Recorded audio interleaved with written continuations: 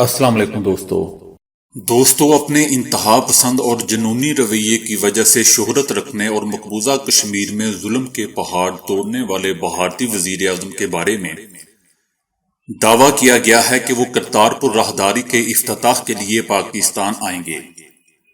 بھارتی اخبار ہندوستان ٹائمز نے اپنی رپورٹ میں کہا ہے کہ نریندر مودی 8 نومبر کو کرتارپور راہداری کا افتتاح کریں گے۔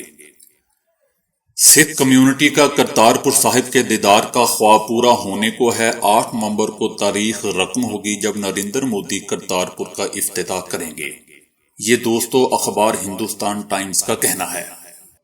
جمعرات کو پاکستانی ترجمان دفتر خارجہ نے بتایا تھا کہ کرتارپور راہداری کے افتتاح کی تاریخ فائنل نہیں ہوئی، جبکہ اس پر ترقیاتی کام تیزی سے جاری ہے۔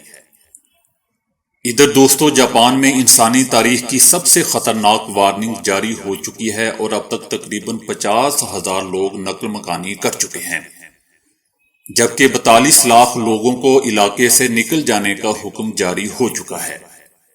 1200 لوکل فلائٹس کینسل ہو چکی ہیں، ٹرینیں معطل ہو چکی ہیں، جبکہ 200 انٹرنیشنل فلائٹس کو روک دیا گیا ہے۔ پورا آسمان پنک ہو چکا ہے۔ آپ نے تاریخ میں کبھی ایسا طوفان آتے نہیں دیکھا۔ اس وقت پورے جاپان اور دنیا بھر میں خوف طاری ہو گیا ہے۔ کسی کو سمجھ نہیں آ رہی کہ یہ کیا ہو رہا ہے۔ حقیقت تو دوستو یہ ہے کہ یہ مصنوعی طوفان ہے۔ جاپان میں پہلے بھی خطرناک طوفان آیا تھا جس میں 1300 لوگ ہلاک ہوئے تھے۔ اب خدشہ ظاہر کیا جا رہا ہے کہ زیادہ لوگ ہلاک ہوں گے۔ یہودیوں کی جانب سے ہارڈ ٹیکنالوجی استعمال کی جا رہی ہے۔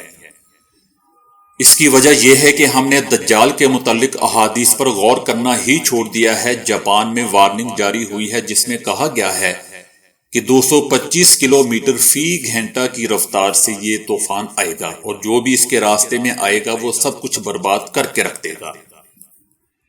جاپان میں سپورٹس کے تمام میچز اس طوفان کے پیش نظر کینسل کر دیے گئے ہیں۔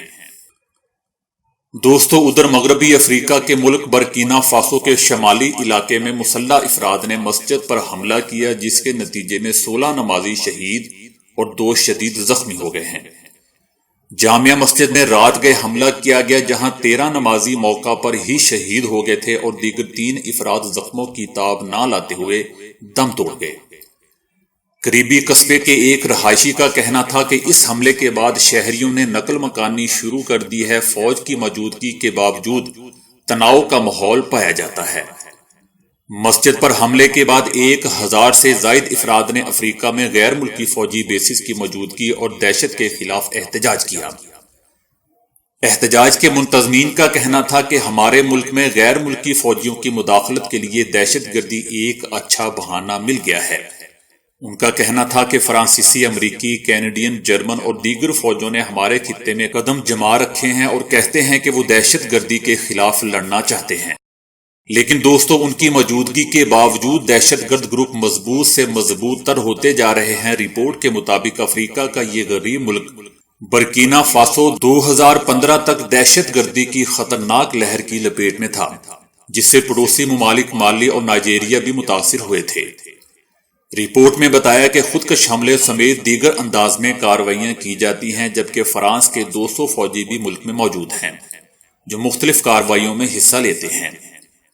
اقوام متحدہ کے ادارے برائے مہاجرین کے اعداد و شمار کے مطابق کشیدگی کے باعث کم از کم 5 لاکھ افراد اپنا گھر بار چھوڑ کر ہجرت کر چکے ہیں، جبکہ 3000 سکول بھی بند ہو چکے ہیں۔